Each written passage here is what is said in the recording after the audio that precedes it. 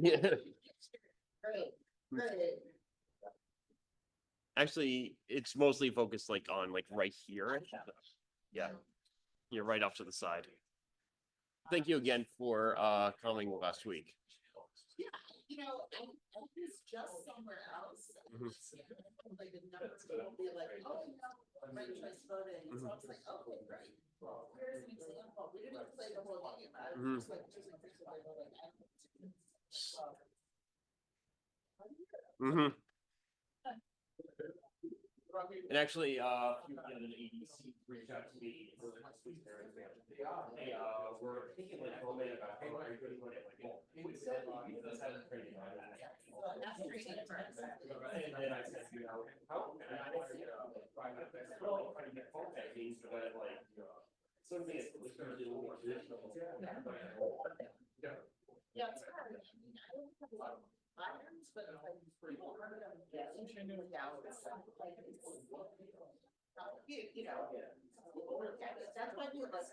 It's not just really. But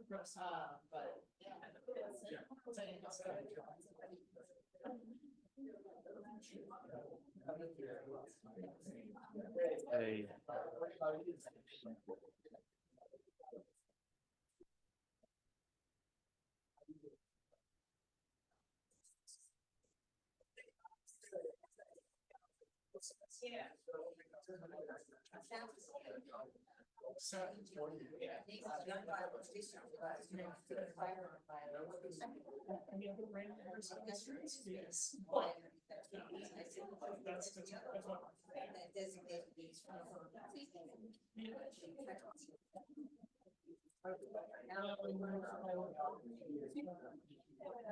Probably in the next 15 minutes because like our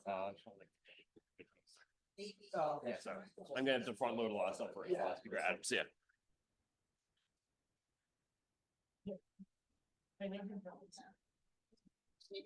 Hey Cheryl, how are you? I'm okay.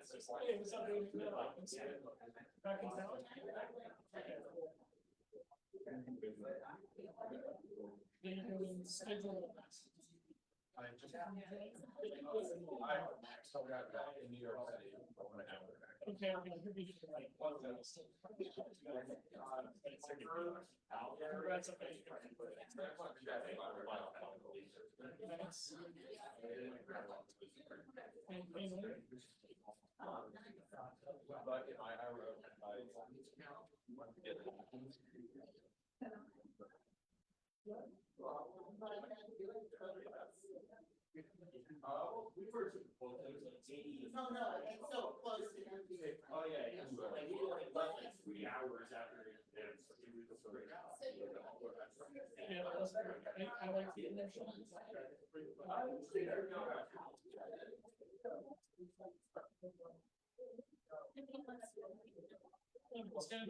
I guess his name. Yeah.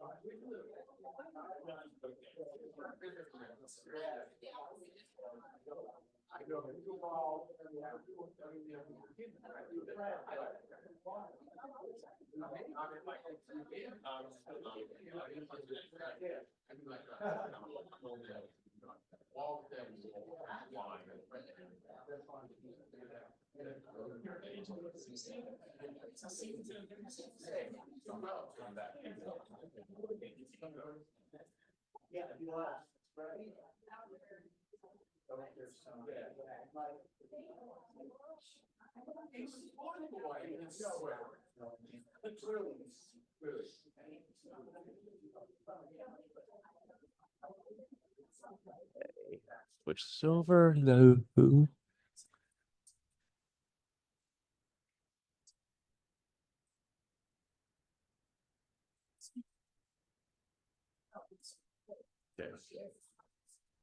Okay, everyone, could everyone please take their seats?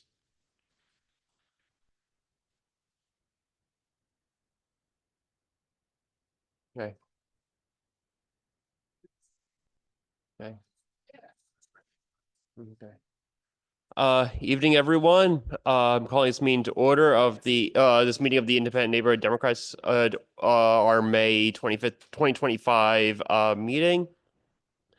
As always, just as we begin every meeting, the leadership of the Independent Neighborhood Democrats welcomes debate and discussion on topics of concern to members of the community and candidates for office and others. IND believes in the right to free political speech, but believes strongly that personal attacks, profanity, intimidating or threatening gestures or words, attempts to silence speakers, or similar inappropriate behaviors are unacceptable. Individuals engaging in such behavior will be asked to leave. And just a simple housekeeping note, if you're joining us on Zoom, please make sure that your Zoom name matches your real names for attendance purposes. Even if you put it in the chat, we won't be able to get that because we get a report at the end of it from Zoom of who's here. So please rename yourself. If you can't do that, just shoot us an email. And then also, if you're joining us on Facebook, please just leave a comment. So for attendance purposes. So unfortunately, our main speaker this evening, Council Member Shana Neef, texted me this morning that she's not feeling well, so she won't be able to make it this evening. So we're going to have a bit of a short meeting, which all good, I guess. So first up, then I'm going to ask because I know she has somewhere else to go. If our great Assembly woman Joanne Simon would like to join us up here.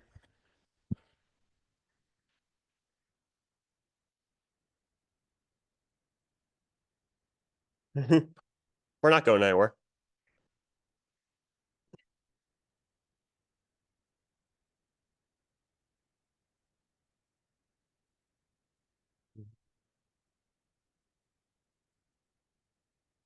Thank you, Seamus.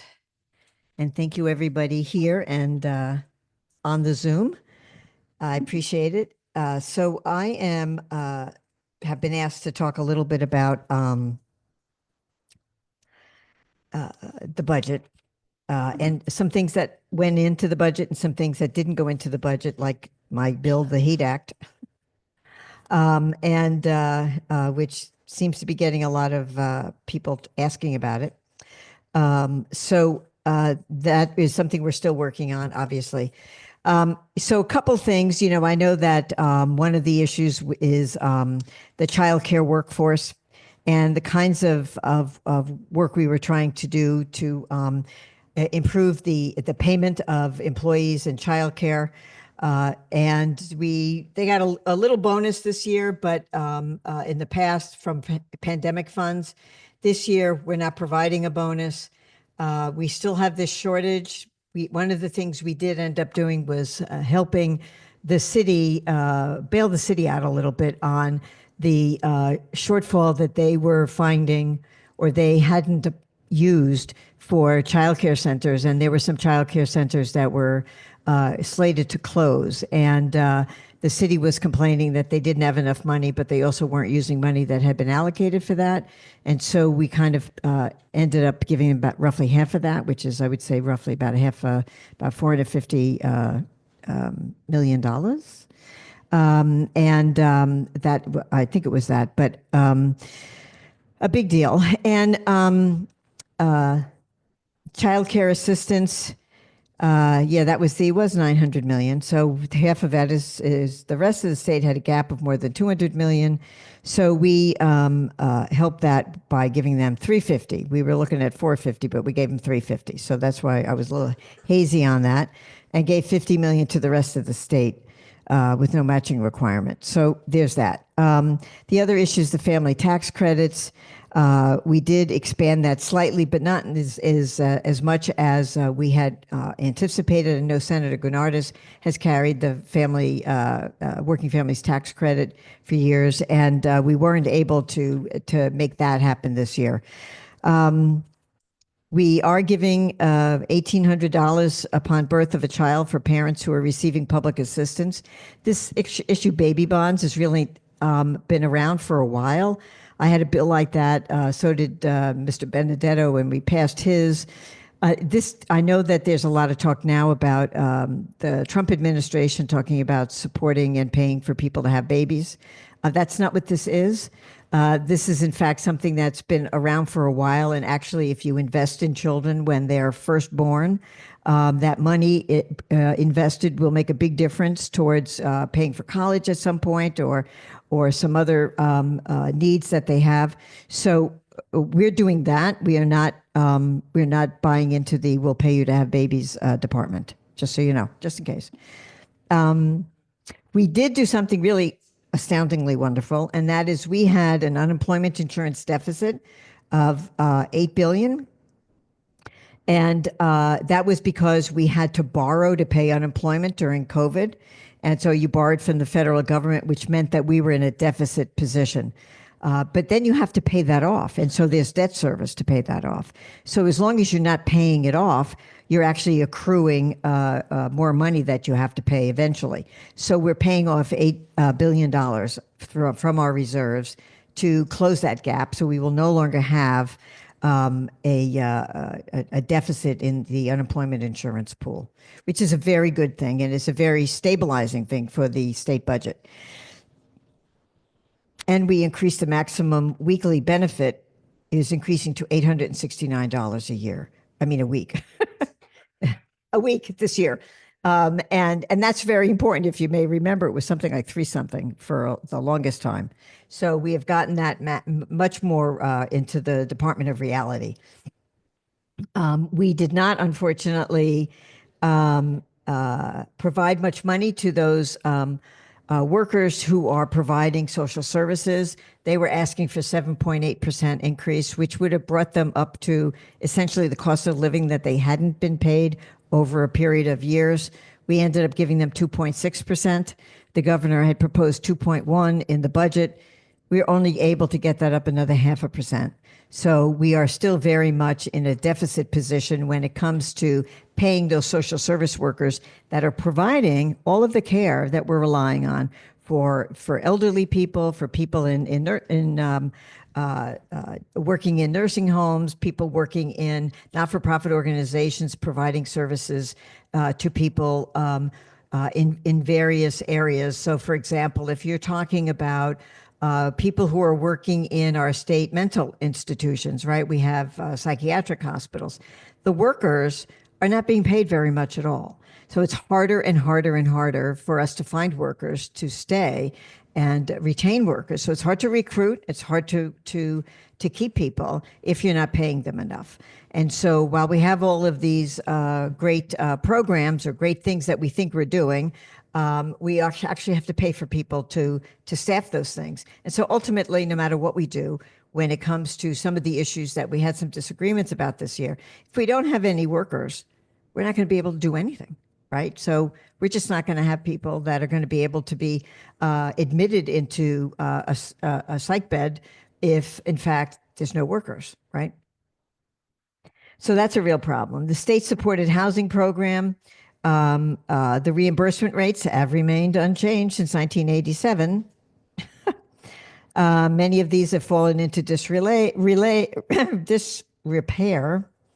but we are allocating some money, which a part of which will go towards higher reimbursement rates. We don't really know what part of that. So we are making a slight change, but it's not enough, right? And so one of the big issues we have in New York is those units that are older units. They're in disrepair because we haven't paid for those capital expenses, let alone the staffing. And that's an issue in the city. So, for example, you may have heard me complain that we have 4,100 plus beds, supported housing beds in New York City. And we have 2,000 people who have been found eligible for those beds, but they're not in those beds because some of the units need to be improved. There is money in the city budget, according to people who are familiar with the city budget, to repair those units, but they're not repairing them. And then there are another bunch of units that some bean counter, I guess, thought it made sense to put 2 people in a room.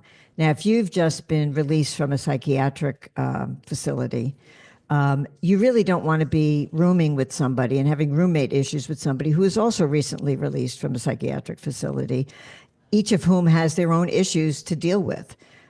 Just think about how many freshmen don't get along with their roommates in college, right? So that is just, nobody wants to be in those units, right? So I've been trying to get the state to sort of kind of push the city, if not mandate the city, to actually put people into singles. Those doubles can be singles, and we would get 1,000 people off the street by next week.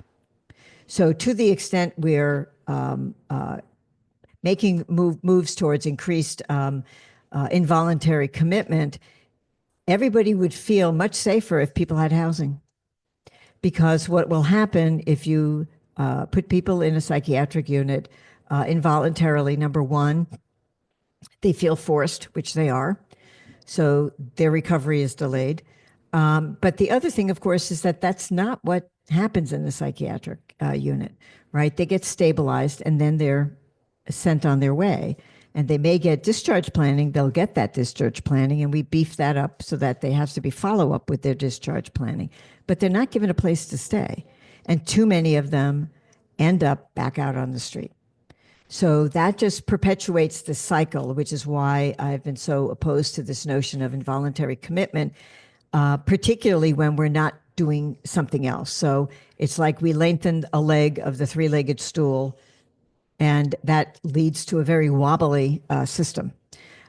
So that is among the concerns I have had. We'll see how that goes, since we did do the involuntary commitment piece that I didn't like.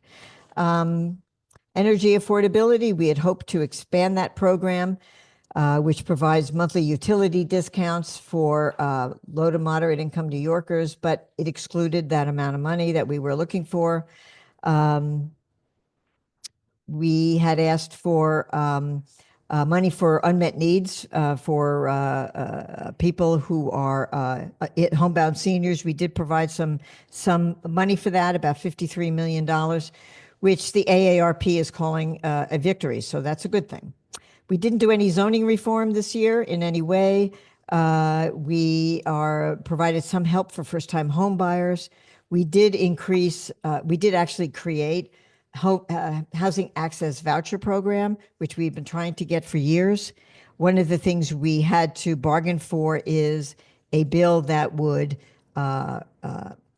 address the upcoming loss of the tax credits. If you had the 421A building, there's a tax credit. It lasted 20 years.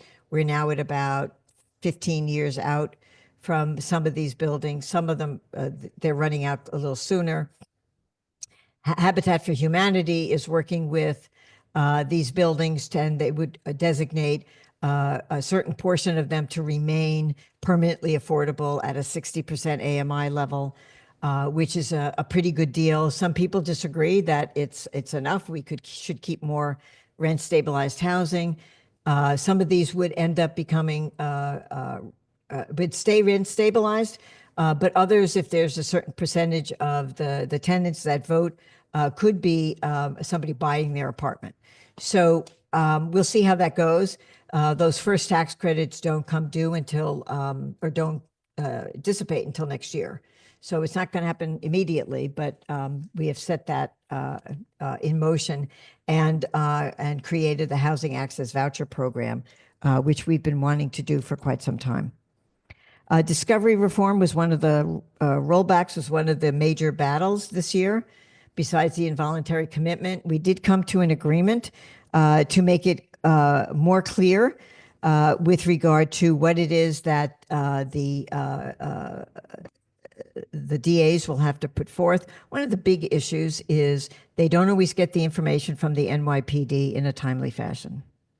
And so they are then not able to provide it. They wanted to make the standard relevant, which is really a judicial determination whether something is relevant or not the prosecutor's determination.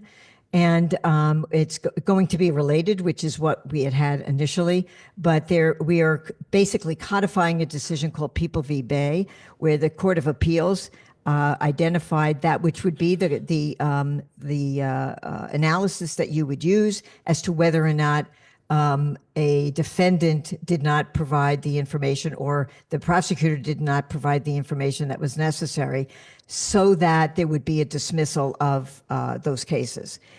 Some of the cases they were citing were ones that would have been dismissed anyway because they were pre-indictment, so it really shouldn't have mattered. So they ratcheted up their numbers a bit, the DAs in that conversation by using pre-indictment data.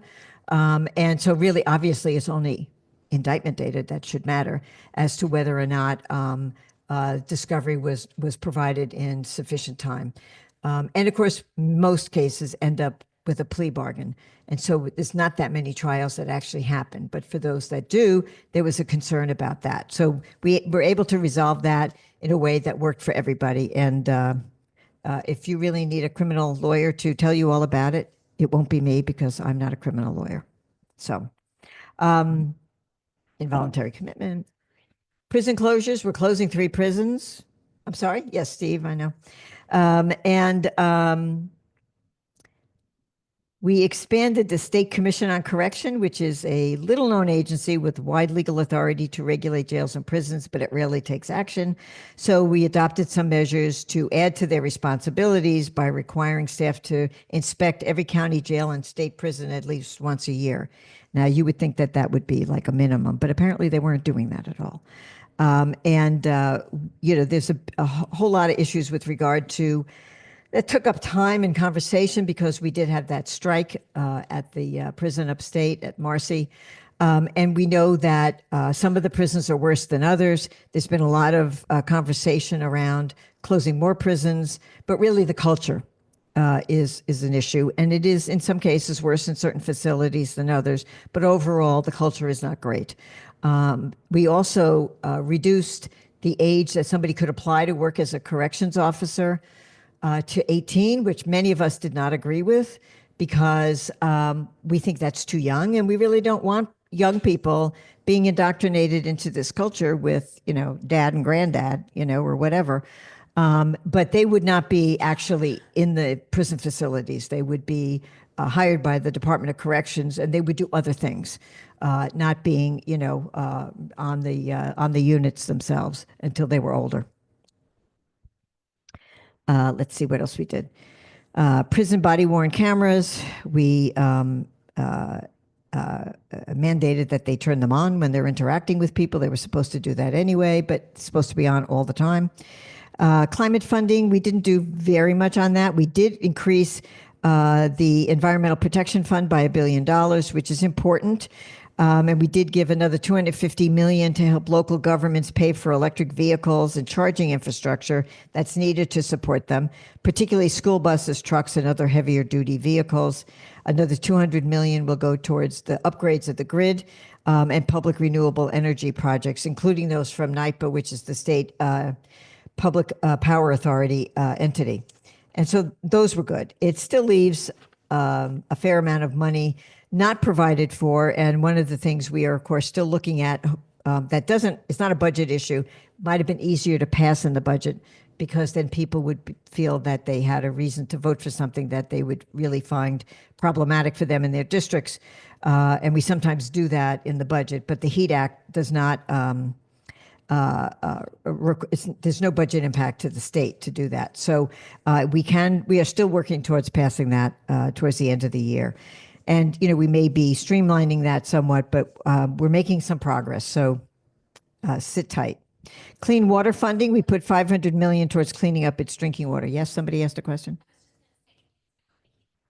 The Home Energy Affordability Transition Act, which everybody goes, it's going to make it more expensive.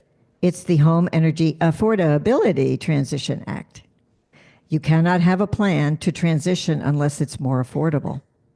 You may know that rate hikes are going up like crazy, right?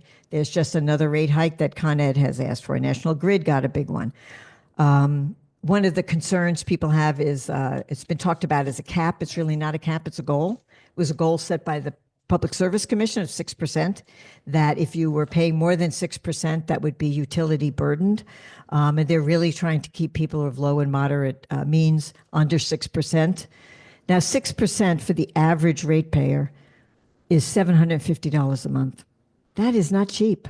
So people are complaining when their bills go up to $300 a month, $400 a month. That's below 6%. So the 6% seems like a small amount. It's actually quite a large amount when it comes out of your budget for the average ratepayer. So one of the things we're doing is being more clear about the dollars that are impacted, right? So if we pass the HEAT Act, we would virtually save $136 for the average ratepayer in the state. And that makes a difference. The other thing we would forestall is future rate hikes, because the reason they're asking for these rate hikes, and if you look at the documentation they submit to support the rate hike, a great portion of it, probably closer to, I would say, between 75 and 85% of it is going towards band-aiding leaky pipes and replacing pipes. If they replace the leaky pipes, those pipes will last for 82 years and we will never get off fossil fuels in New York State. And if you're concerned about weather, you ought to be concerned about fossil fuel pipelines. So we are trying very hard to get that done sooner than later, because we don't want to lose the advantage we have by tackling this now instead of after the fact, right? When it would be much more expensive to replace lines you just put in, and they won't do it, right? So, and the reality is most of the utilities are moving in that direction anyway. They know that this is coming, the industry is coming. Last year, 51% of the energy in the United States was derived from non-fossil fuel alternatives. So that's a tipping point. So we have more than 50% in this country is now not generated by fossil fuels. So the momentum is again away from fossil fuels. There is a particular company in Western New York that is only gas, and they are very, very spending a lot of money lobbying against that bill. So we are looking at various ways. And the reality is that if you can't come up to with an agreement with the utility and the PSC and the public on what would be affordable, reliable, equitable, there are various guardrails in the bill, then you won't have a plan. So nobody's forcing a plan on somebody or on some utility that isn't going to provide more affordable and more reliable energy. But that's, a lot of people never look at their bills, but if you look at your gas bill, for example, the price of gas hasn't gone up in years. What's gone up repeatedly is the delivery charges. Those delivery charges are from two things: repairing leaky pipelines, and you're basically subsidizing the ratepayers that are in arrears. 1 in 7 ratepayer is in arrears. And once they're in arrears for a certain amount, they're not going to be able to pay that off. And so what the utility does, it kind of amortizes it over the other ratepayers. So while people are concerned that are we going to be paying for the next guy, you're already paying for the next guy in your rate hike. And most people don't realize that. So there's a fair amount of education that we're still doing, even with some members, about that. EPF, I talked about. Solar tax credits. We have $5,000 tax credit for homeowners who install solar. Took effect in the late 1990s. It's not seen an increase. We now are increasing the maximum credit to $10,000, making it easier for co-op and low-income residents to receive it. We had been hoping to do that in the final budget. It didn't make the cut. Solar backers are confident that the measure will still pass before the end of the legislative session, since everybody has signaled their support. So we put this in our one houses. It could still happen outside of the budget. And foundation aid, that was another big issue, was education, the foundation aid formula. The Rockefeller Institute had done a big study. They recommended a formula. We made some tweaks to that formula to make it more equitable. But the new formula, because then the governor had come out with her formula, which wasn't the same thing as the Rockefeller Institute. So we massaged it a bit, added some things to it, but it still is ending up with New York City getting a little less under the new formula than they would have under the old formula, which people are interpreting as a cut. Depending on who you talk to, it's not a cut. If you're a school, it's a cut. So that's something that we are not happy about, but there was basically forced to go along with. We did provide universal free school meals, which is something we've been working on for some time. That's for everybody in the state, all over the state. We have some school districts that really just couldn't afford it. They didn't have the money to provide free school meals. So we are now paying for that. So we will no longer have school lunch people coming at budget hearings saying, we can't do this. We don't have the money to do this. And, we're buying stuff in the store and bringing it in, right? That should not be the case in any of our schools. Let's see. Community college, people will get free community college if they are age 25 to 55 who don't have a college degree, but are going to be attending community college for certain careers that are high demand fields like technology, cybersecurity, nursing, and teaching. CUNY budget gets $6.6 billion, and the state university budget is going to receive $15.7 billion. So it's the Senate proposed a little more, but we got 15.7, which is higher than the governor originally proposed. So that's sort of a little snapshot of the budget. There's still a lot to be done that we haven't done yet, including some things I'm trying to get passed. And I'm happy to take any questions that you might have. Unless it's about my career as a criminal defense lawyer. I can't help you with that. Yes, Ira. This better be a good one. Okay. See something to the MTA, some percentage. Every time you call the MTA, they tell you to call Con Ed. And when you call Con Ed, they tell you to call the MTA. Does anybody know where that money goes? It probably goes to electrification within the subway system, right? So I don't know for a fact. I'm happy to investigate that for you, but that would be my best sense because we have a lot of electricity that's used by the subway system, and if ratepayers all pay a little bit towards that, then it basically equalizes that cost. That's not what's going up, though. What's going up is the delivery charges in general for replacing their leaky systems. Question on Zoom. Okay. Would you say this is be able to work in get housing without credit? The services would open up opposite people with developmental disabilities. Actually, don't quite understand the question. No. Yeah.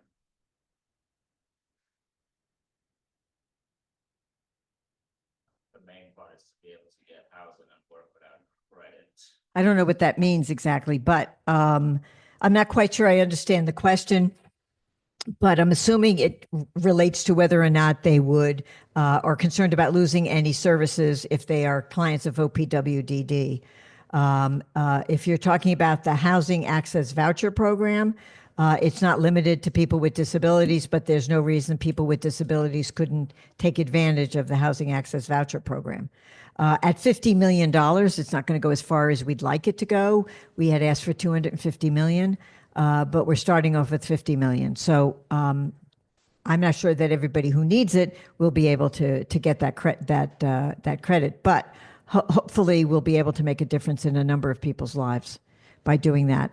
Otherwise, you could call my office and we can try and find out more about what question you mean to be asking. Yes, Bruno.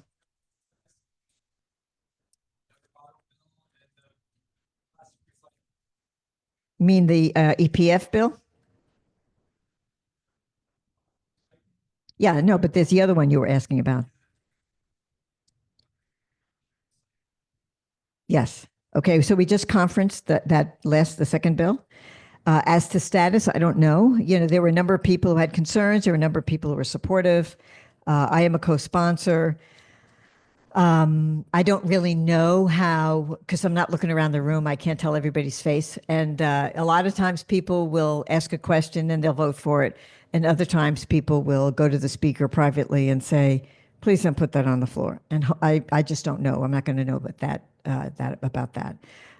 But it, like the HEAT Act in some ways, is a little hard for people to understand that if you reduced the plastic in your packaging, that you would basically get a credit, right? If you don't do that, then you would pay into a fund, right? So it's not a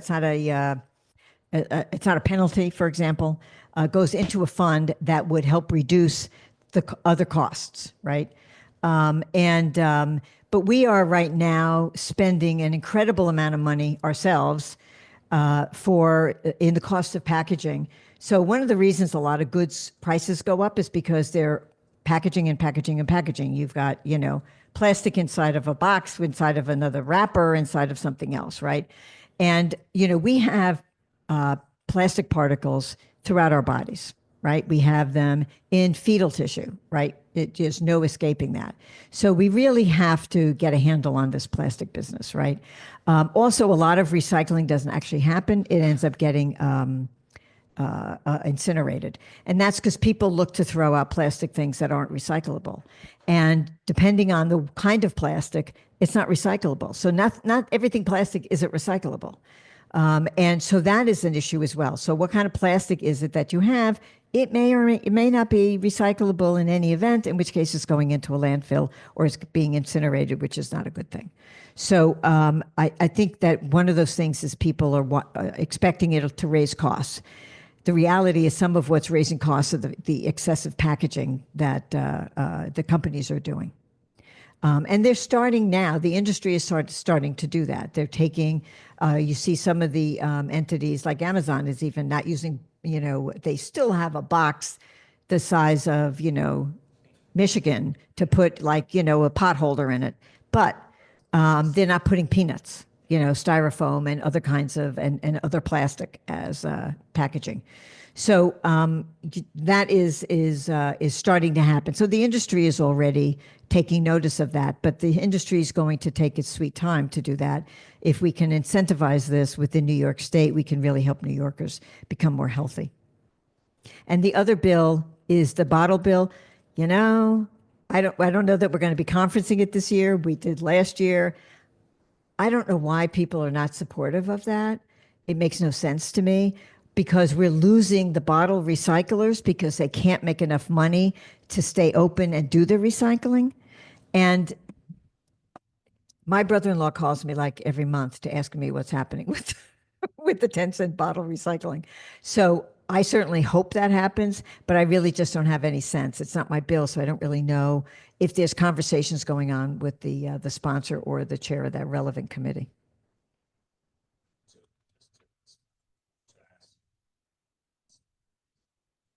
If you. Towns will always try and keep that deal slightly behind other countries, et cetera, especially Slightly? Europe. Yeah. Yeah, it's slightly so. We don't get too bad. All of it, particular countries that you looked at and you said this would be a good, model to emulate that you could set up private. Well, none of these bills are mine, so I haven't particularly looked into which countries, but I will tell you that particularly with regard to the plastic recycling bill, and the question was whether there are other countries that are good models that we might adopt. In Europe, they've been recycling bottles and whatnot much longer anyway. And but they've also been packaging differently. So there are companies that are complying with essentially our PRI bill in order to sell things in Europe. So they can do it. They're just saying they can't do it here because they don't want to. They have the machines. They're doing it, and they're shipping it out. So we know that happens. So we know that it's technologically feasible, and we know that they know what the rules are. They could conform to that overnight if they had to. Yes. I mean, what we did do was we expanded the bottle credit to more types of bottles.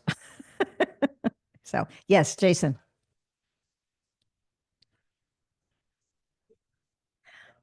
Did you read that in the paper? Okay. Yes, I'm one of those people that has other bills too. So yes, so the speaker has said that we're going to stay for an extra 3 days. So we'll stay till Friday that last week instead of till Thursday, and we will come back Monday, Tuesday. But that's it. The Senate has not extended. If they do, I don't know they'll extend by the same number of days, but they have many fewer members. And so they have fewer people that want their bills passed. And so they operate more quickly. They also have much less debate time. Everybody's always complaining when we were reducing the debate time from 5 hours to 4 for arguments on the bill that, wasn't fair, blah, blah, blah. And the Senate only gives them 2 hours. So, we're being pretty darn magnanimous. But I spent 45 minutes today debating a bill to remove from the election law a section that has been found unconstitutional by the court. And the GOP all voted to keep it on the books, even though it's been found unconstitutional. Why? Who knows, Yeah.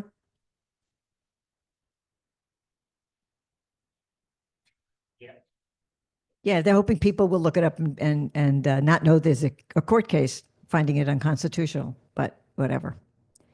So sometimes we have very silly debates in my mind, but there you have it. Okay. Thank you, guys. I appreciate it very much. And let me just, not budget related, say, what time is it now, Seamus? 7:45. Okay, good time. And that is that yesterday was our Dyslexia Advocacy Day. We had lots of kids come up and parents and educators. It was a great day. It went very well. My staff deserves a lot of kudos because they really do the lion's share of that work.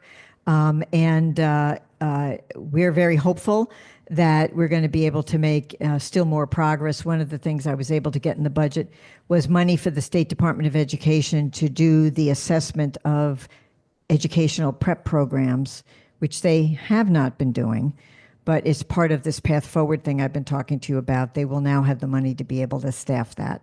and do those evaluations so that we can ensure that we know whether they're, in fact, their programs are aligned with the science of reading or not. And if they are, great. If they're not, then we know how we can help them and where we need to help them to move forward. So thank you very much. I appreciate it. Thank you so much, Assemblymember Simon. Hold on. I think Speaker Adams is available now. Joy, can you confirm since I know you're on? Or... Let me Hi, check.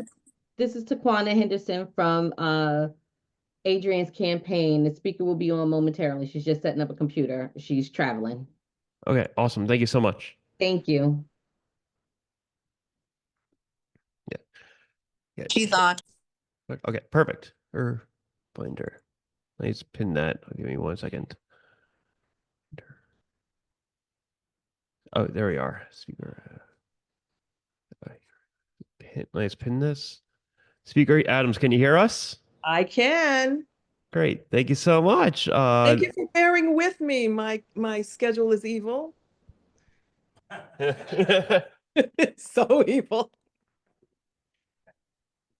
Well, you're running for mayor, so, you know, if it isn't evil, you're not doing it right. You got a point there. Yeah. As well, as many of our members know, we gave you one of our ranked endorsements. So, of course, happy to have you come join us if you'd like to give a few remarks, answer some questions. Sure. Sure. Well, again, thank you all for hanging out with me this evening and for giving me grace to be with you this evening. I am Adrian Adams, and I am running for mayor. I have been the speaker of the city council now for almost 4 years, the first Black speaker leading the first women majority in the most diverse council in the history of the city of New York. I am in this race because I'm in this for all of us. We need somebody that understands what it feels like to be a real New Yorker. I am living that life, have been living that life forever. I'm a Hollis, Queens girl and still living in Queens. I raised my family there. I'm a wife, a mother, a grandmother, and I want what everybody else wants for their families. I want the city to be safe and affordable and a place that we don't want our children to leave. I want to be accountable to the people, to the children, just like I'm accountable to my own children. When I walk out of my front door, I see the same thing that my neighbors see because I've been living in my same home for over 30 years. I see the needs of my neighbors. And if I didn't understand my neighbors, then I have no business representing them in the city council or as mayor. But I am that New Yorker. I understand.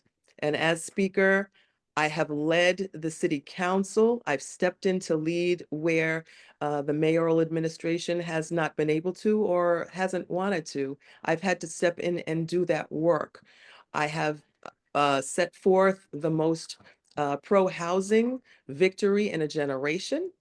I have also approved over 160,000 new housing units coming up in New York City.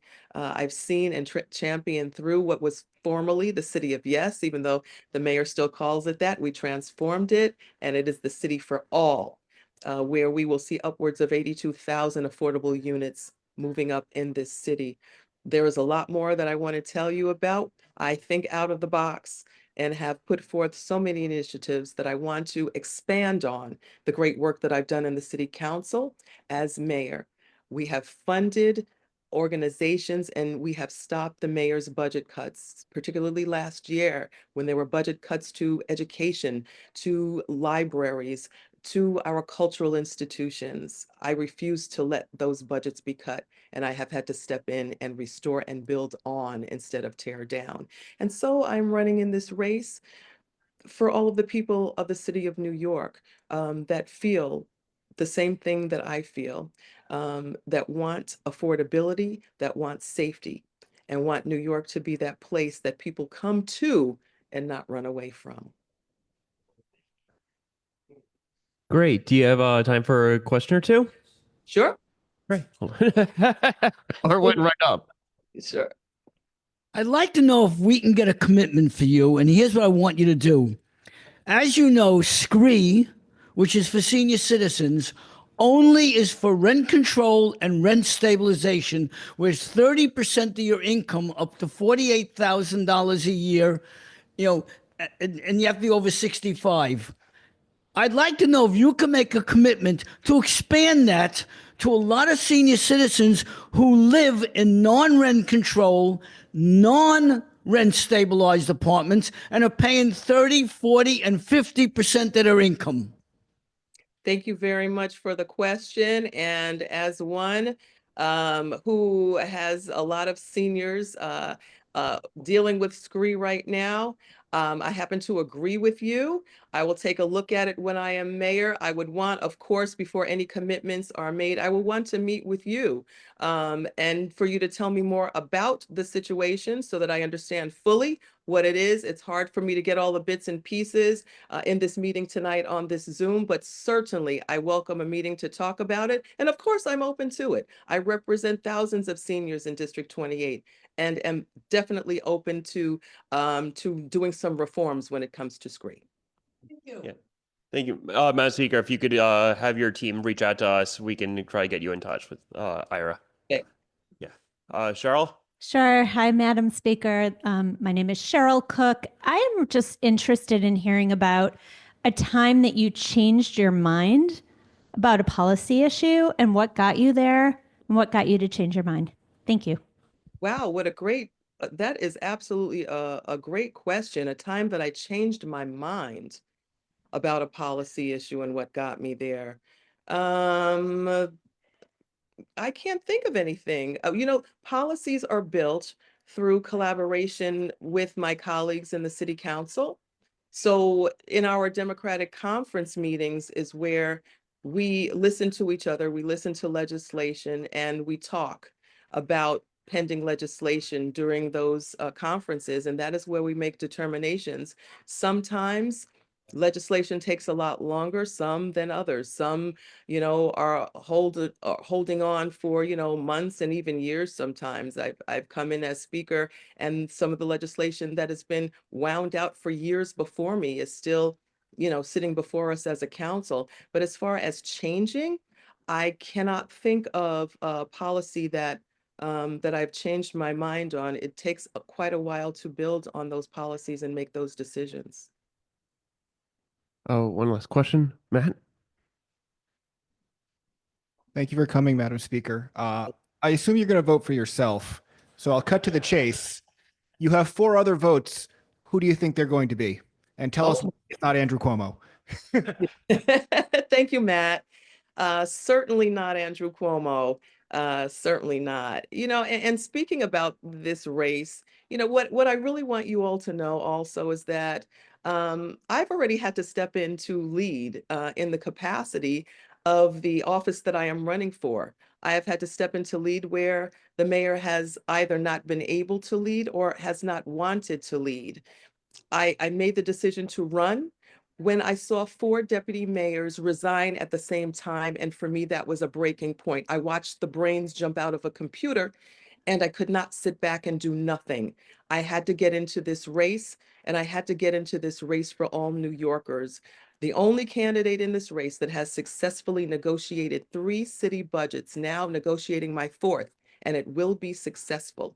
The only candidate in this race that has fought Eric Adams' budget cuts and has won, and I will continue to do that in this budget as well. The only candidate in this race that is already doing the job.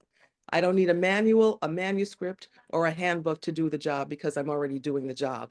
All I need is to be ranked number 1 and to be moved from one side of City Hall to the other side of City Hall so that we can get this job done the right way. As far as ranking other candidates, I haven't decided yet. I was the last one to come into this race, so I'm still sizing everybody up, Matt. Well, thank you, Madam Speaker. We wish you all the best on the campaign trail. And of course, if you have any events or anything going on, please let us know so we can try to help out however we can. I sure will. I appreciate everybody's time, and thanks again for hanging in there with me. It's been quite a day. Thank you so much. Have a great rest of your evening. Thanks so much. Rank Adrienne Adams number 1, number 2 at best. Have a great night, everybody. And pin this. Yeah. Yeah, boom. Yeah, so as I sort of mentioned as I introduced the speaker, so one of the things that happened in the past 3 weeks is that we came out with our ranked endorsements. Just a quick recap of how that worked. Everyone who was a voting member in good standing that had attended our April meeting received 3 ballots. It was all sent via OPA vote. It was over the course of 72 hours. First one was shall IND do a ranked endorsement? It was for 3 races that had more than 3 candidates because part of the rule change had to be candidates more than 3. And so it's for mayor, public advocate, and comptroller. Then based on that, then it was up to how that was a simple majority vote. Second round was if it was going to be so for how many slots shall IND give a ranked endorsement. That was a ranked choice vote, and that ended up with 2 slots for mayor and 1 slot additionally for comptroller. And then finally, the third round was shall IND give a ranked endorsement to, and it was every candidate for mayor and comptroller because public advocate, the decision of the body, the voting body, was to not do a ranked endorsement there. And then so with that, our first ranks, I'll say this so I'm blue in the face, for mayor is Brad Lander, and our first ranked for comptroller is Justin Braden. But then additionally with that, we gave ranked endorsements to Speaker Adrienne Adams and Senator Zellner Myrie for mayor. And then for comptroller, we gave a ranked endorsement to Borough President Mark Levine. So right now, there's been discussion within the e-board. I'm trying to find one of our old files for like palm cards we did. So we'll say on there, if we choose to do palm cards like mayor, Mark, or Brad Lander rank first, and then it'll just so like bullet points, Adrienne Adams, Zellner Myrie, same thing for comptroller, et cetera, et cetera. So just any questions on that? Awesome. And then so with that also, since we're trying to find consensus candidates, this is all new territory here. So, but it would be that we'd just be trying to promote all the events for all those candidates. So we'll get more of that later. So now I do know we have a few elected and candidates in the office or in the room. I know I think this is her last meeting before she can no longer come visit us regularly. Judge Norma Jean Jennings is here. Yeah, like to say a few remarks or.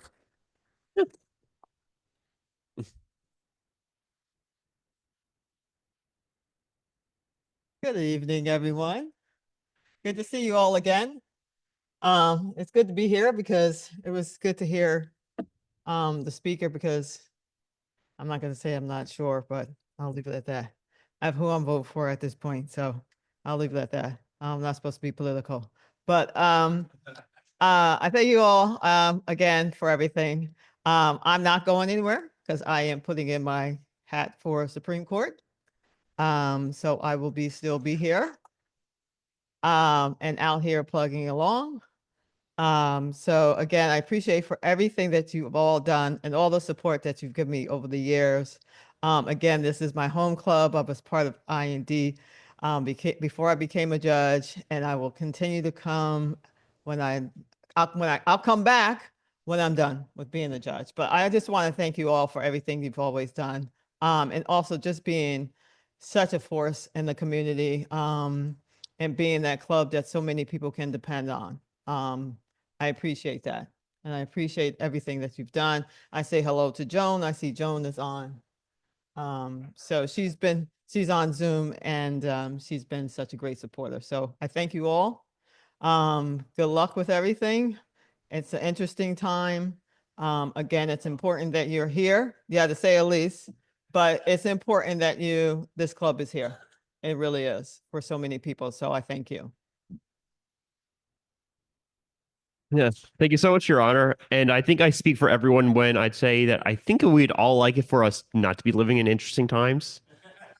You know, certainly for all our blood pressures. I know we also have in the room with it Judge Juliet Howard. Yes. Hi.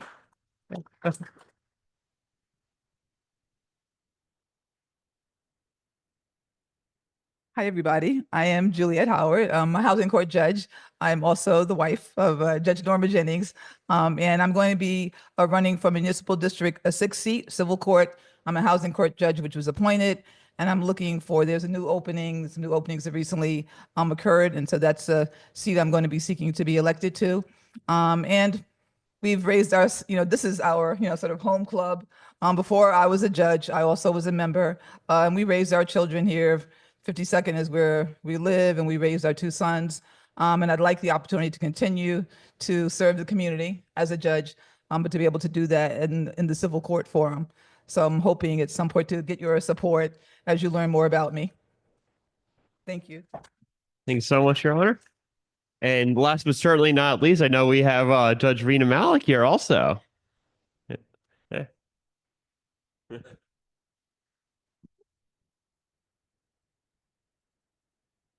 Never one for volunteering to publicly speak, but hi, good evening.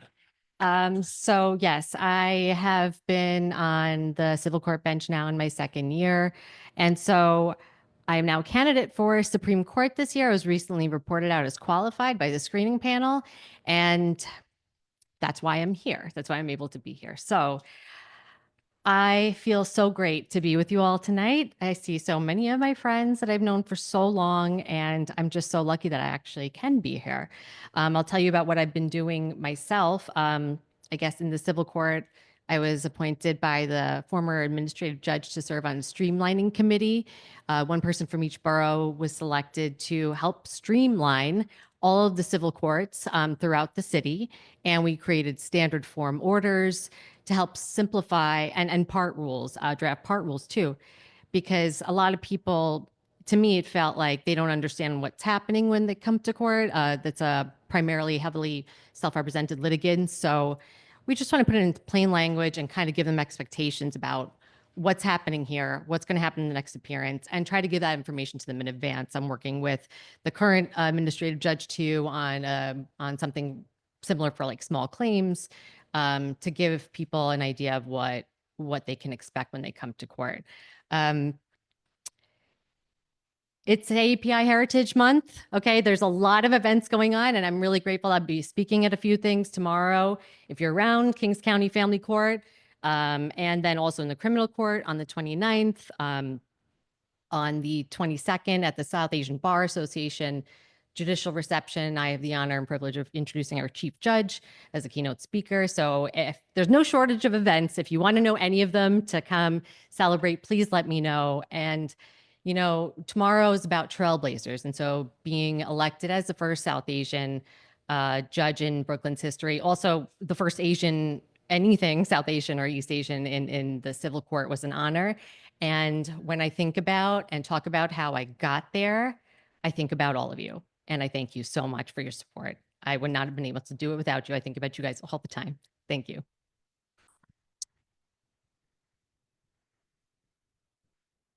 Carlos, do you have a report from Senator Gennardis' office? Okay. Hold on, so let me give you the mic so people can hear you. Hello everyone, I'm Carlos. So basically, Joanne went through all of it, but the budget got passed, not too soon. The senator has put out his statement where he talked about some of the shortfalls in the budget that he, did not see that are enough on affordability. There was also on the working families tax credit that is the senator has been fighting very hard to ensure that we have the full amount. The full amount did not make the budget, but still there were substantial improvements to giving families a tax credit. On the MTA, there were really good investments that the senator fought really, really hard for. And also on housing and a whole host of other issues. The senator continues to fight on several things. For example, New York for All. Right now, with what we're seeing with the Trump administration and their attacks on our immigrant community, the senator is fighting very hard to ensure that we are able to pass this law that would not allow local law enforcement or our state to share information with ICE. And also, some of the senator put out actually an op-ed speaking about his fight to regulate AI. We cannot wait till the future to regulate AI. We have to start here. We have to start here in New York. And the senator continues to make sure to fight on a whole host of other issues, but that's just like a little top line on it. You can check out his specific positions on the budget, but we finally got it done, and we'll continue to fight with what's left with the legislative session. Oh, and taking the other hat and putting another hat on. So I'm the president of Brooklyn Young Democrats as well, and we're having our spring party fundraiser.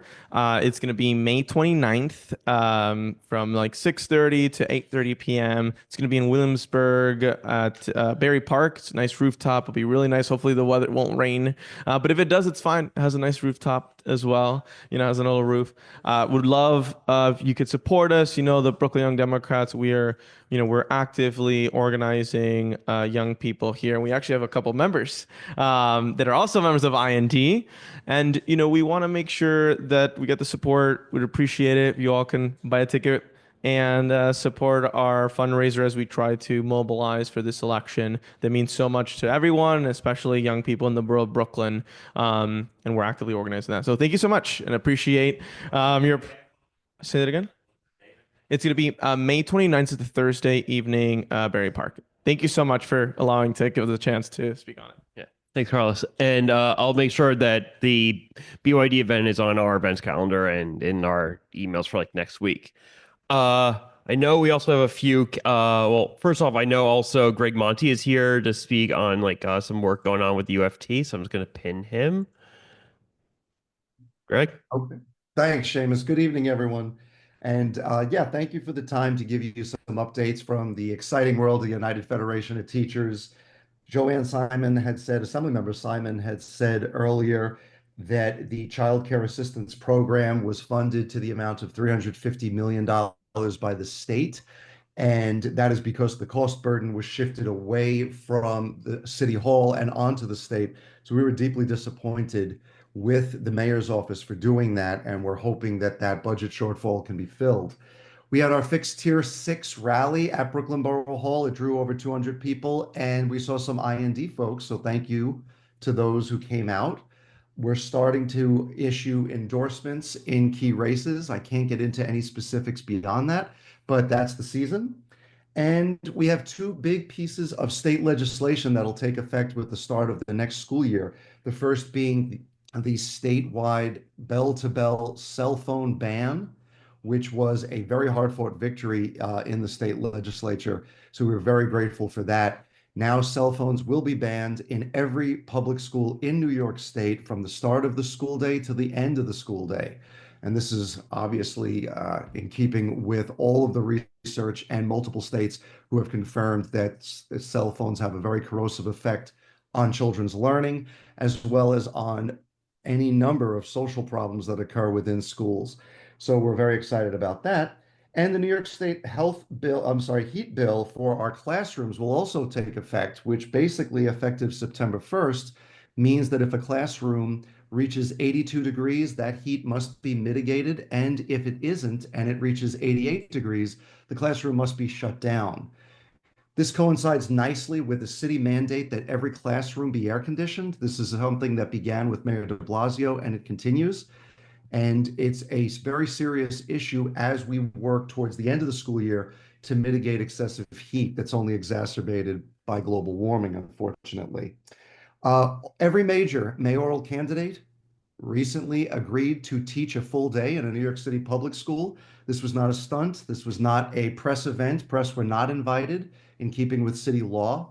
This was simply an opportunity to experience firsthand what it means to actually teach in a New York City public school for at least one day. And we're factoring that in as we go forward. And finally, parapay legislation is up to, I believe, 47 supporters. This is legislation in the City Council that would allocate 10,000 extra dollars a year in perpetuity for every paraprofessional in New York City. And we're hoping that we can get it passed. It is now veto proof. And that's it for me, unless anyone has any questions. Yeah, where were you 2 weeks ago? Say again? Where were you 2 weeks ago? Damned if I know. But we've been working very hard, and we're going to I was with continue you. to. I'm sorry, Seamus. I was with you. Oh, you're talking about the NYSUT RA. That was a very enjoyable time, and if you haven't, I highly recommend riding a train with Seamus for 8 hours. We had a good time. IND officially had a voting block at within New York State United Teachers between Greg and I. Yep. Yeah. And again, it's a reflection also of good policy that's coming out of our efforts on the state level. The cell phone ban, the hot classroom law, these are very serious pieces of legislation that were long overdue. And as someone who taught for 13 years, believe me when I tell you that the cell phone is one of the single greatest harbingers to learning in classrooms today, period. And I'm glad that we were able to cut this toxic danger out of our classrooms. And I'm happy to answer any questions related to that. Any questions for Greg? Greg. Hold on. Oh, sorry. Hey, Greg, it's Steve. I just want to touch upon the one thing you mentioned, but you can't really speak about. When are you guys going to issue the endorsements? I think a lot. I can't say that either, but I will say that we're looking at everything very seriously. I will also say that mayoral candidates will be participating in our upcoming events as well, answering questions about policy. Okay. We look forward to see who you guys endorse. Absolutely. Any other? Oh.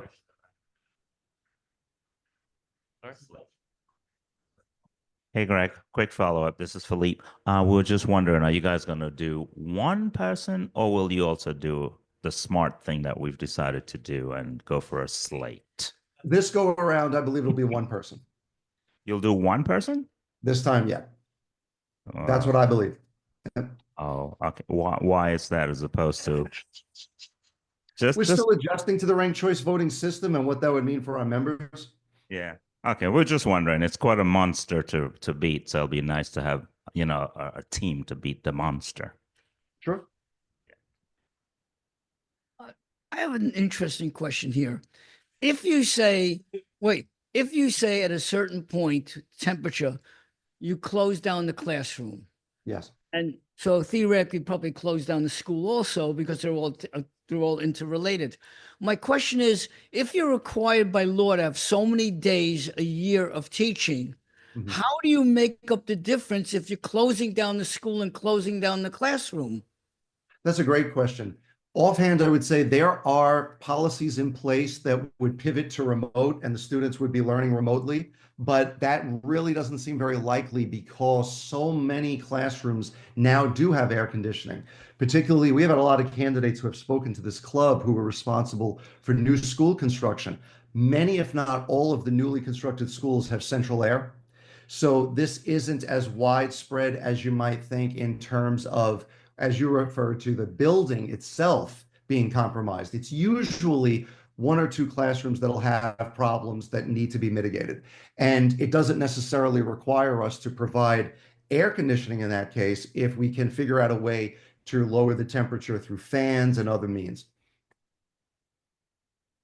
Great. Thanks so much, Greg. Thank you.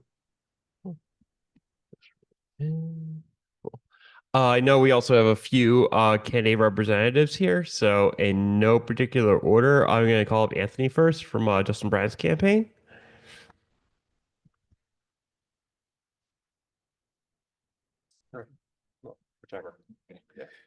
Thanks, Seamus. Good to see everybody again. I'm Anthony. For those I haven't met, I'm the Brooklyn organizer for Justin Brandon's campaign. First of all, as somebody born and raised in Arizona originally, I can speak to the importance of central air conditioning. So that's a very good law. I just want to give you a couple quick updates about Justin Brandon's campaign. First, huge thanks to ranking us first on the slate. And I wanted to update. Last time I spoke with y'all, I announced that there'd be a day of action on May 24th. Since then, we have changed that in collaboration with Seamus and others to do a joint CBID IND day of action in the Fort Greene area on May 31st. We'll go out, knock some doors, spread the word. It'll be a lot of fun. Hope to see you there. I will likely be calling you about it several times. Another couple of quick points on just some recent endorsements, which is awesome. Brooklyn Indivisible, UAW 9A, which is awesome. Uptown Community Thames up in Uptown and Tenants Pack recently endorsed. That's great to hear. The Assemblywoman earlier was speaking, and pretty much everything she hit on about the budget that was so important is about affordability. And all these groups really support Justin because of his plans to enhance affordability in the city. Along those lines, he recently put out a couple plans, one regarding early childhood education. I might have touched on it last time I met y'all. I'll say y'all, I guess, because I'm from Arizona. I don't know. I thought it was a Texas thing, maybe a Southwest thing. What's that? It's more of a you guys, y'all, whatever. It doesn't matter. Anyways, early childhood education plan that he put out. Super interesting, very creative way to use the tools of the controller to invest in real estate, which is what the controller currently does, but with the specific intention to both get those long-term returns and make facilities for early childhood education cheaper, thus lowering costs, thus keeping families from leaving the city, folks from moving into the city, getting high-paid jobs, raising their kids, tax base, et cetera, all those great things, upward spiral. So that's super exciting, as well as to sell social impact bonds, with the caveat that they only get paid back after certain benchmarks are hit on those bonds. So it's not necessarily free money, so to speak, which is also a creative approach. And then streamlining any agency that touches early childhood education through audits and the comptroller's power there. And then second, recently put out a plan on tackling corruption, namely a few points here is one, to develop a list of bad actor contractors, sort of a name and shaming exercise, as well as providing additional expanded oversight to prevent conflicts of interest amongst contractors who have, public power. Big deal. And then, expanding investigative power over city agencies with the idea of strengthening ethics laws and policies. With that, as I noted, May 31st, we'll have a big day of action. So really looking forward to y'all. And final point I want to say is we have an internship program on the campaign. So if you know of any young people, either high school or college, who might be interested in applying, I'll make sure I get you a link. It's 5 to 10 hours a week, nothing too crazy. I give personal, mentorship, leadership opportunities to help these younger folks who are interested in getting involved in politics to do so, figure out careers in public service and that sort of thing. So I enjoy it a lot. So please send any young folks our direction. We'd be glad to get them involved. Thank you. Thanks, Seamus. Thanks, Anthony. And I'll just say I'm the one. I say y'all. So yeah. I know we got Olivia on Zoom from Maya's campaign. So hey everyone, I also say y'all, so love to hear that. Sorry that I couldn't make it in person tonight. I am at Maya's house right now, just put Liam to bed. So a lot going on over here, but I'm sad to miss you all, but appreciate you letting me hop on Zoom. Pretty similar to Anthony's spiel. We got a lot going on. Always, that I love door knocking, phone banking, and we added high traffic canvassing per popular demand. So we want a big showing at the Fifth Avenue Fair this Sunday. Let me know. I'll put it in my email that I send out tomorrow too, but let me know if you want to join us for that. I know Maya would really appreciate a big showing. Same with other events coming up. If you know of any that you want us to be at, I know Karen's awesome. She always sends them my way, but please continue to do that. We want to have a presence around the 39th. And we also have a weekend of action coming up, the 31st and the 1st. We want to make up for the Memorial Day slump. So please come out, knock some doors with us, say hey, show up. We really appreciate it. And I really appreciate you all being here. Thank you so much. And probably call you in the next week and change. Also, same with us, our fellowship program is up and running. It's been very fun. Everyone is hearing our first like speaker that we have tomorrow night from a professional like pollster. So it's a cool way for young people to get experience and hear from a lot of different experts in the field about things that are going on. But overall, things going really well with Team Maya. She's got a lot on her plate, so I know any effort is really, really appreciated right now. And I wanted to show everyone Liam, but I think he knocked, so it's better that he stays asleep. But see you guys at the next meeting. Thanks, Olivia. I know we got Javid here from Mark Levine's campaign, so.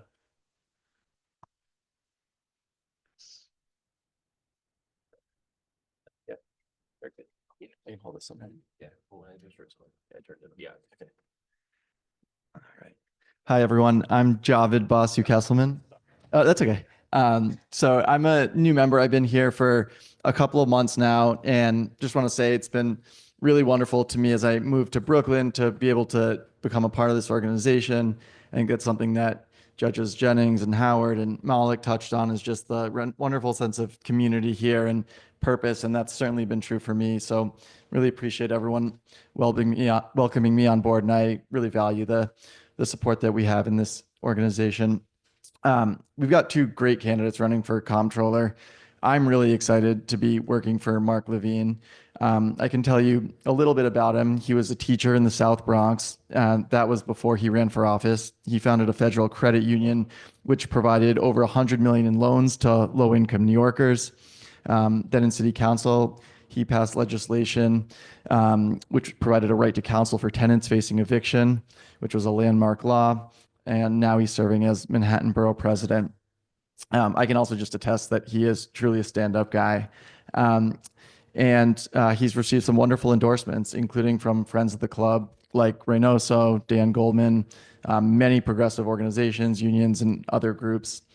So we're out here Saturdays and Sundays at Grand Army Plaza on Saturday, Sundays Park Slope Farmers Market, and always love volunteers. If you're looking to get involved, then please come see me after the meeting ends, and thanks so much for your time. So much, Javid. Hal, I think you said you had some updates from Brad Lander's campaign. Yeah, just briefly, Brad Lander is going to be doing some campaign work this coming Sunday at two events. The Spring Fling, it's on I think Clinton and Montague Street. That's where they're going to be meeting at 11 o'clock, going to 1 o'clock. And the Fifth Avenue Street Fair, Fabulous Fifth. The Lander people will be meeting at Fifth Avenue and 3rd Street at 3 o'clock. I will be there. And I would like to see as many INDers as possible come out, working from 3 to 5 or for however long you feel you can work. Thank you. Thanks so much, Hal. And just as a general reminder, if anyone has any events for candidates, please just send them our way, indbrooklyn.org@gmail.com, and we'll add to our calendar. And just with that, also just a few events that we do have coming up on yeah. Oh, Karen, yeah. So hold on. The 3rd annual Jazz Brunch. Oh, hello, Zoom people. All right, I know you're all really anxious about this, but on September 14, we've got the 3rd annual IND Jazz Brunch. It's really fun. A lot of great food.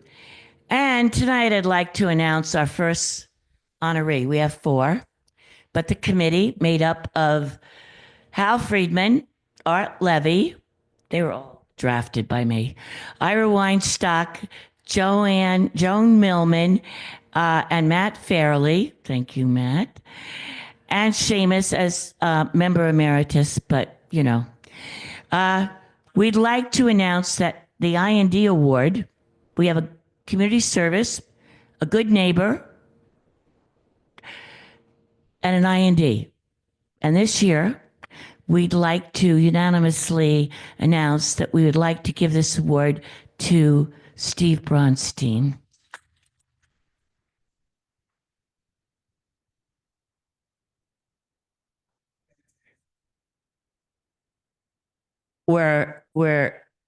We chose him because he's a big deal and we need the money and we know he's going to bring in a lot of people and we're thrilled. It's going to be at Luana's Tavern and again from 11 to 2, rain or shine. And we have the head of the Brooklyn Music School, who is a renowned jazz saxophonist who played last year, who's going to play this year. And let me tell you something, we really have a lot of fun at this. It's just not like a fundraiser. We have a lot of fun. The kids come. We have lots of kids. And the underlying thing is it raises money, but it's all about the beach. Beach ball, lifeguard chair, lifeguard. These are all the different categories that you can donate. But you'll find out because we're gonna keep after you. Okay? So September 14, Sunday, 11 a.m., Steve Bronstein, IND honoree. I think we can all agree a very well-deserved honoree there. Yeah. So as I was going to mention, this Saturday we have a canvas with council member Crystal Hudson. Just this way I can pass on. Yeah, I know Philippe is going. Anyone else think that they'll be able to show up? Okay, just Philippe. Okay, cool. Yeah, is it supposed to rain? Yeah, that's. Oh, so that's. Yeah, that's a damper on things. No pun intended. And then, in addition to everything with the, what was it, the Fifth Avenue Fair, there is also canvas with Senator Zellner Myrie happening on Sunday, along with our friends over at Lambda. And then, of course, always check our calendar for all this in ind.brooklyn.org/events. Then at Borough Hall next Saturday, the 24th, we're going to be doing a day of action for both Lincoln Ressler, who, as you may have heard, he mentioned at our last meeting, and it's now official. He does have a challenger. He was unsuccessful at getting his challenger off the ballot. And so it's going to be with so it's for Lincoln Ressler and for Borough President Antonio Reynoso. And then, of course, there's plenty of other things going on. Weekend of actions for Justin Brannon and Maya Kornberg on the 31st and the 1st. And then just a quick note for everyone. Our next meeting is not going to be on Thursday. It's going to be on Wednesday, June 18th. And that is because in observance of Juneteenth. So is there any new business? Yeah. Is there a motion to adjourn? Is there a second? All those in favor, please say aye. All opposed? Thanks, everyone. Have a great rest of your evening. Yeah.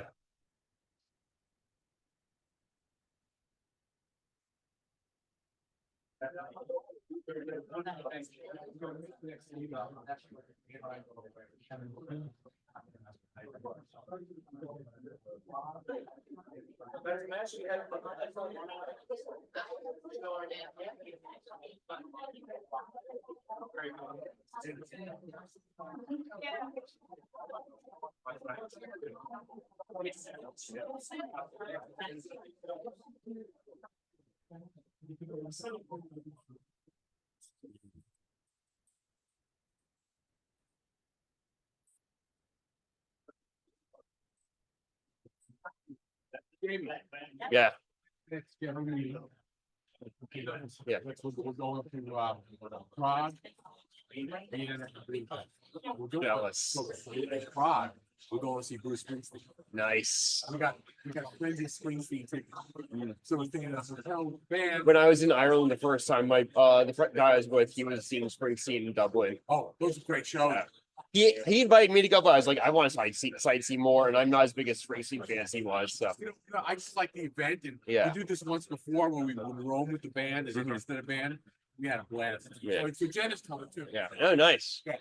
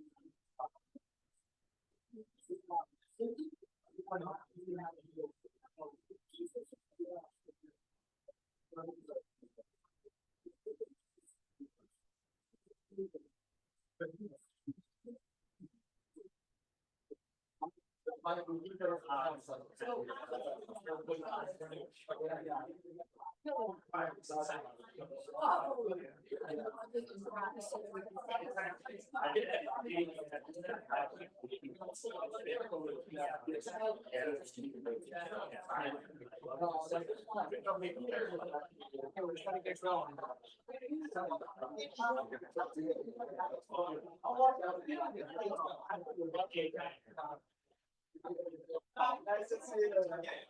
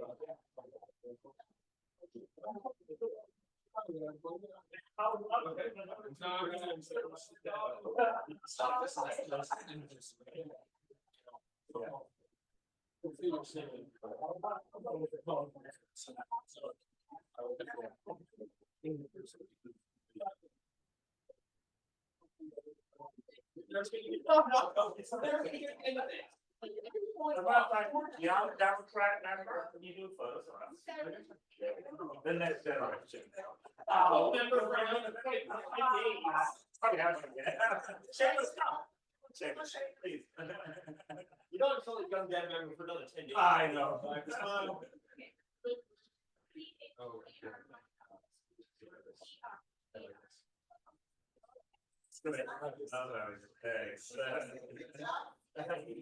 Here's an AIDS out, you know. Yeah, you know, My first day after I ate that.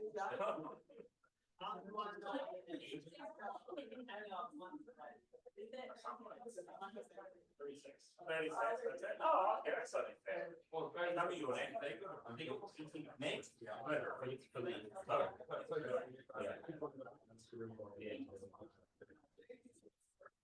I look forward to coming to you guys fundraise. I'll definitely try to. All right, take care. Take care, guys. How you doing? See you.